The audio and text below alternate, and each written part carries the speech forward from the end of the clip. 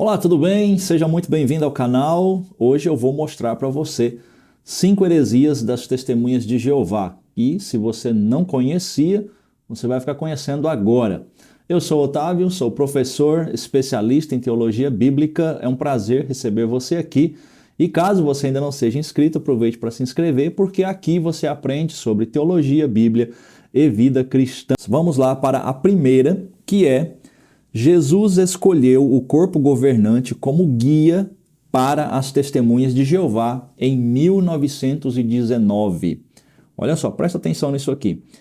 Eles possuem um corpo governante, que é um grupo de homens que ditam todas as regras, as interpretações, as doutrinas que as Testemunhas de Jeová devem observar. E eles afirmam que esse grupo de escolhidos por Jesus foram escolhidos em 1919. Eu quero ler para você o que está, inclusive, no site deles. Diz assim: o corpo governante é um pequeno grupo de cristãos maduros que supervisiona as Testemunhas de Jeová em todo o mundo. O trabalho deles envolve duas coisas: supervisionar a preparação da instrução bíblica recebida por meio das publicações, as revistas, que eles escrevem, reuniões e escolas das Testemunhas de Jeová. Administrar a obra das Testemunhas de Jeová no mundo inteiro, o que inclui supervisionar a obra de pregação e como os donativos são usados. Quero que você entenda que esse corpo governante, ele foi então, supostamente, segundo eles, escolhidos por Jesus para administrar tudo o que é ensinado e tudo o que as Testemunhas de Jeová devem crer. Ou seja, eles é que interpretam as Escrituras e através das revistas, através das publicações, das escolas, eles então instruem as Testemunhas de Jeová em todo o mundo. E esse corpo governante também é chamado de escravo fiel. Quem decidiu que realmente eles, esse grupo de homens, é um grupo pequeno, que formam esta organização, essa liderança das Testemunhas de Jeová, quem disse que realmente Jesus escolheu eles? Ou não foram eles próprios que se escolheram e então passam a dizer que eles são os ungidos, que eles são os escolhidos por Jesus, e isso a partir de 1919? E veja o que eles dizem a respeito desse escravo fiel, que na verdade são os componentes do corpo governante. Veja, quem é o escravo fiel e prudente? Então eles vão responder: ele é um pequeno grupo de seguidores ungidos de Jesus. Esse escravo tem sido identificado como o corpo governante das Testemunhas de Jeová. Ele provê oportuno alimento espiritual aos outros adoradores de Jeová. Nós dependemos do escravo fiel para receber nossa medida de mantimentos no tempo apropriado. E você vê aí que eu vou deixar também as referências, os links de onde eu estou tirando essas informações. Então você percebe que em 1919, conforme o corpo governante interpreta, eles foram escolhidos por Jesus para serem esse escravo fiel, ser esse grupo que vai administrar, que vai interpretar, que vai alimentar as Testemunhas de Jeová. Vamos olhar mais uma coisinha que eles falam aqui a respeito desse escravo fiel. Em 1919, 3 anos depois da morte do irmão Russell, Jesus designou o escravo fiel e prudente. Com que objetivo? Para dar aos seus seguidores alimento no tempo apropriado.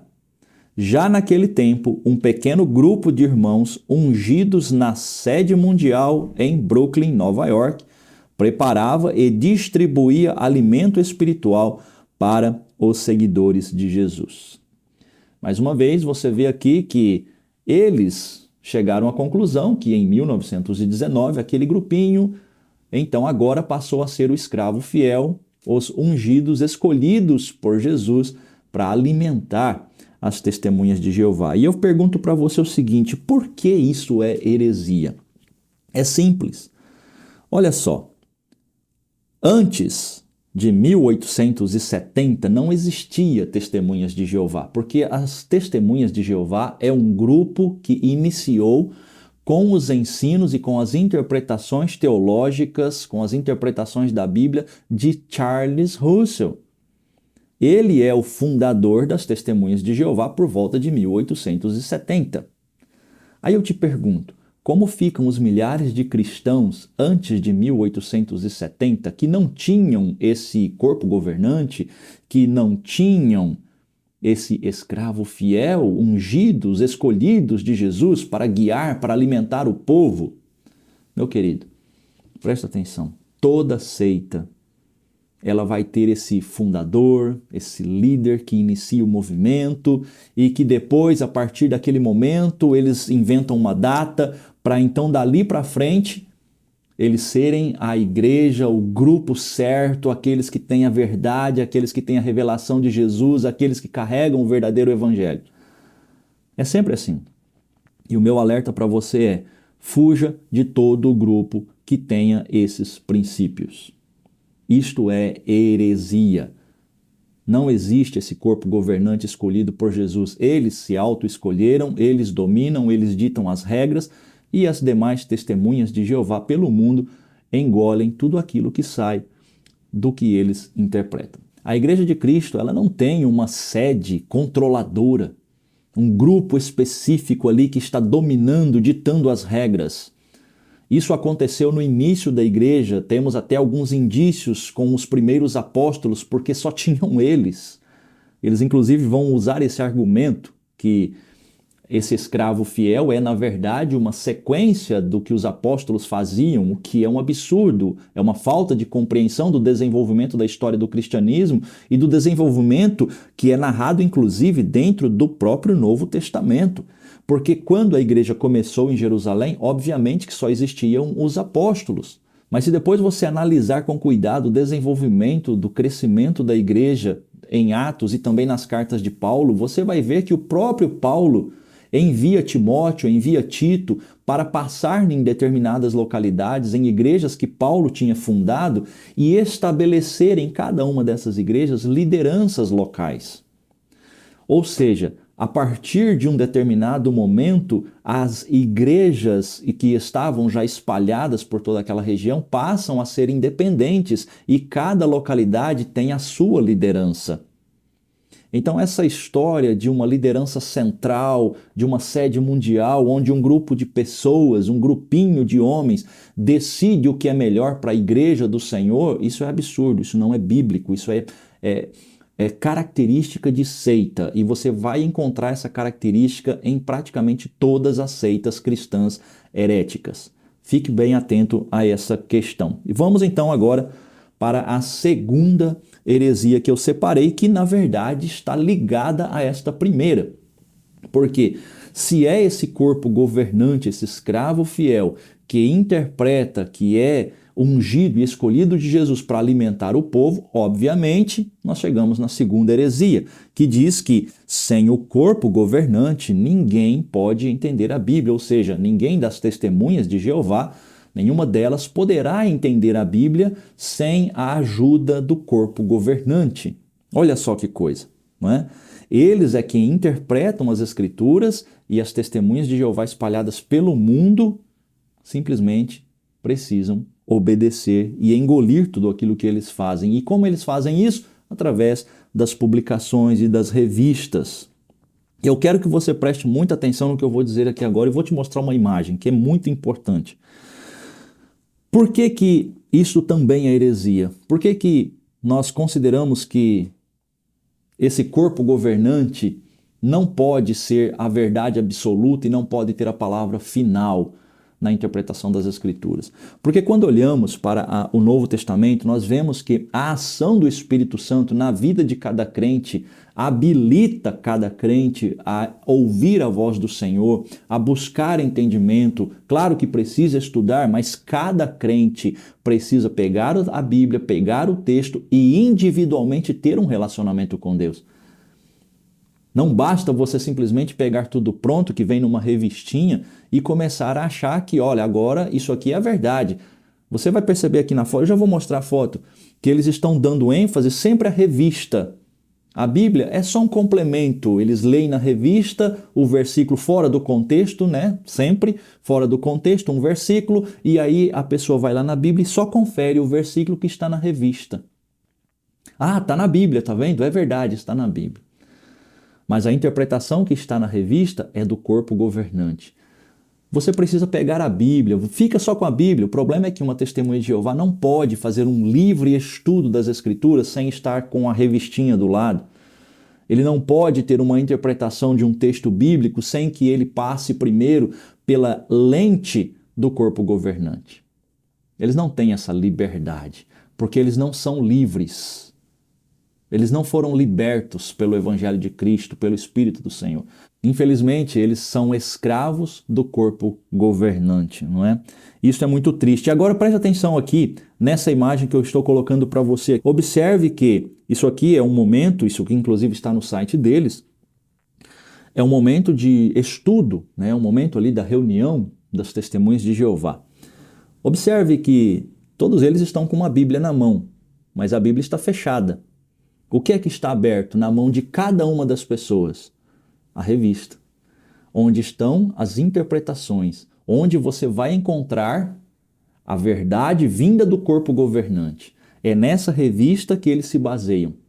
E a terceira heresia, que nós vamos ver agora, ela tem fundamento ou ela existe exatamente por causa dessas duas que nós já falamos.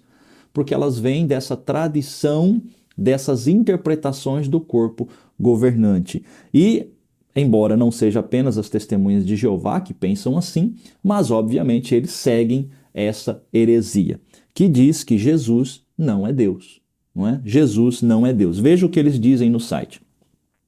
Nós acreditamos em Jesus, que disse: eu sou o caminho, a verdade e a vida, ninguém vem ao Pai senão por mim. Eles acreditam que Jesus disse isso, que ele é a verdade, que ele é o caminho, que ele é a vida. Mas presta atenção como é sutil a forma como eles constroem o argumento. Temos fé que Jesus deixou o céu para vir à terra e sacrificar sua vida humana perfeita para nos resgatar. Sua morte e ressurreição abriram caminho para que as pessoas que exercem fé nele recebam a vida eterna. Também acreditamos que Jesus está governando como rei no reino celestial de Deus e, segundo eles, através do corpo governante, através da sociedade, torre de vigia, não é? E que em breve trará paz à terra inteira. Mas, olha só, ao mesmo tempo, acreditamos no que Jesus disse: o Pai é maior do que eu. Então, mas eles esquecem que também Jesus falou, antes de falar isso, eu e o Pai somos um. Quem vê a mim, vê o Pai. Essa parte eles não gostam muito, não é? Ou lá em Colossenses, que em Jesus habita totalmente, habita a plenitude da divindade. Em Jesus não falta nada de Deus, está tudo da divindade em Jesus.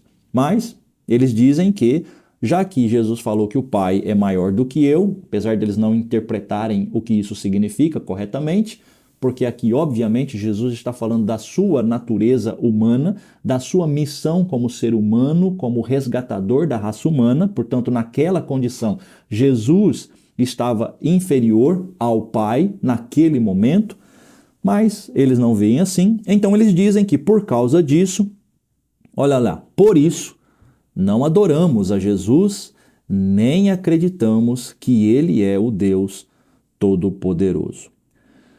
E sobre esse tema, se Jesus é Deus ou não, já tem um vídeo aqui no canal onde eu explico com mais detalhes e eu vou deixar o link ou aqui em cima ou na descrição para que você possa assistir. E é muito simples, olha, se Jesus não é Deus, ele não pode ser o nosso Salvador. É simples assim. E vamos para a quarta heresia, que está ligada à terceira, porque se Jesus não é Deus, então quem é Jesus para as testemunhas de Jeová? Olha só. Para as testemunhas de Jeová, Jesus ele é o arcanjo Miguel. Isso faz de Jesus um anjo criado por Deus. Um anjo, como tantos outros, embora para eles Jesus seja o anjo Miguel, que é o arcanjo, o maior dos anjos, mas não deixa de ser um anjo. Olha só, o Jesus das Testemunhas de Jeová não é Deus, porque na verdade ele é o arcanjo Miguel. Essa heresia, ela remove a divindade de Jesus. Isso é muito sério. Porque para as Testemunhas de Jeová, então, Jesus é um ser criado por Deus, e isso é perigoso porque em nenhum lugar das Escrituras você encontra Jesus sendo identificado pelos apóstolos como um anjo, como um ser criado. Pelo contrário, você vai encontrar eles afirmando que entendiam que ele era o Filho de Deus e que entendiam que Jesus era Deus. Esse é o ponto crucial, fundamental do Evangelho. Mas, para as Testemunhas de Jeová, Jesus é um anjo. E por que essa heresia ela é de perdição? Porque se você crê que Jesus é um anjo, você não tem como ser salvo. Porque lá em Romanos capítulo 10 e versículo 9, Paulo, ele diz o seguinte: se com a tua boca confessares a Jesus como Senhor, sabe o que ele está querendo dizer ali? Que se com a tua boca você confessa que Jesus é Deus, é isso que ele está querendo dizer ali. Essa é a interpretação desse texto. Porque a palavra Senhor ali, que é a palavra Kyrios, ela remete exatamente ao Senhor do Antigo Testamento, Deus. Você só pode ser salvo quando você entende que Jesus é Deus, que Jesus realmente é divino, que Jesus tem a mesma natureza divina e é por isso que ele pode te salvar. E que Deus Pai o ressuscitou dentre os mortos. Então você será salvo. É isso que Paulo deixa claro em Romanos.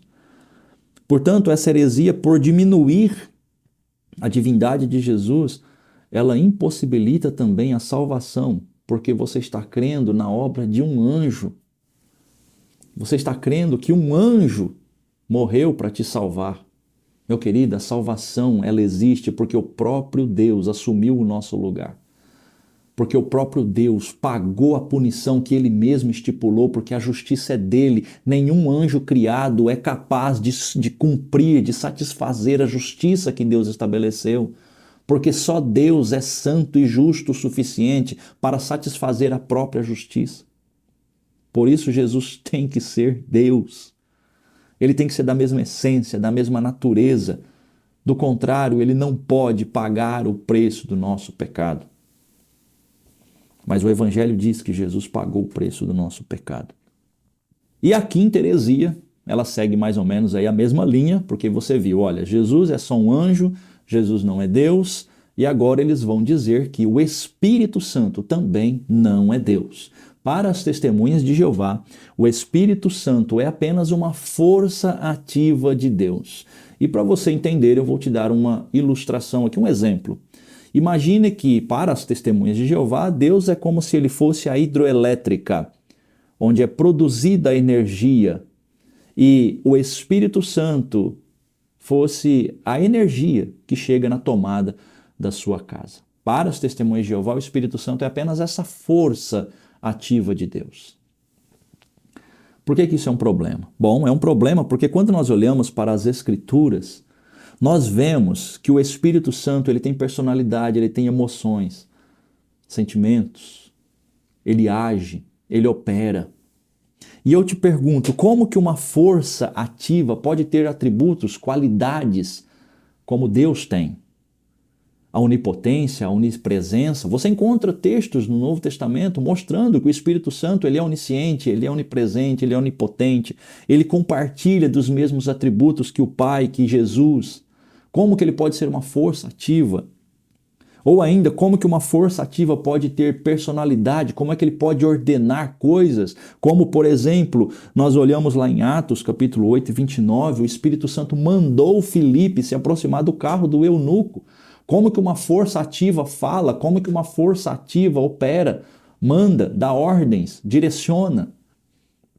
Ou ainda, você pode olhar para Efésios 4:30, onde Paulo diz para nós não entristecermos o Espírito Santo. Como que uma força ativa pode ter emoções? Como é que você pode entristecer uma força ativa? E aqui não está dizendo simplesmente de entristecer a Deus, está dizendo entristecer o Espírito Santo. É o Espírito Santo. Está explícito no texto.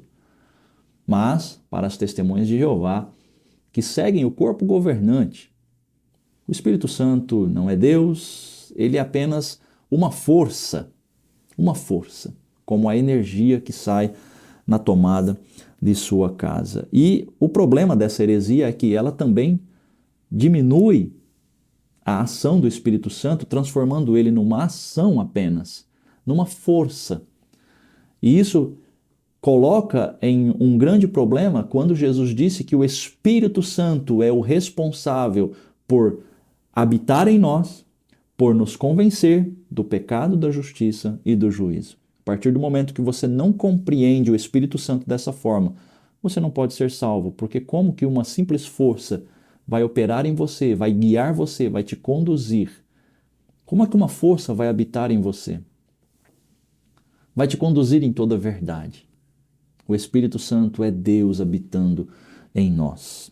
Portanto, essa também é uma heresia de perdição, porque se você confia nisso, você está caminhando para longe do verdadeiro evangelho. E são cegos guiando outros cegos, porque o corpo governante está cego, guiando milhares e milhares de outros cegos, que são os membros espalhados por todo o mundo. Bom, espero que isso tenha te ajudado. Caso você seja testemunha de Jeová, fica alerta, cuidado, você está numa seita, você não está no Evangelho. Por mais que pareça que vocês estudam muito a Bíblia, porque eles estudam, né? Supostamente eles estudam a Bíblia, mas você vai concordar comigo que você lê muito mais a revista do que as Escrituras. É ou não é? Não deixe de colocar também nos comentários qual é a sua opinião, o que é que você quer que a gente fale no próximo vídeo, sobre qual grupo, qual seita que você quer que a gente trata dentro desse tema de série de apologética, defesa da verdade do Evangelho. E a gente se vê no próximo vídeo.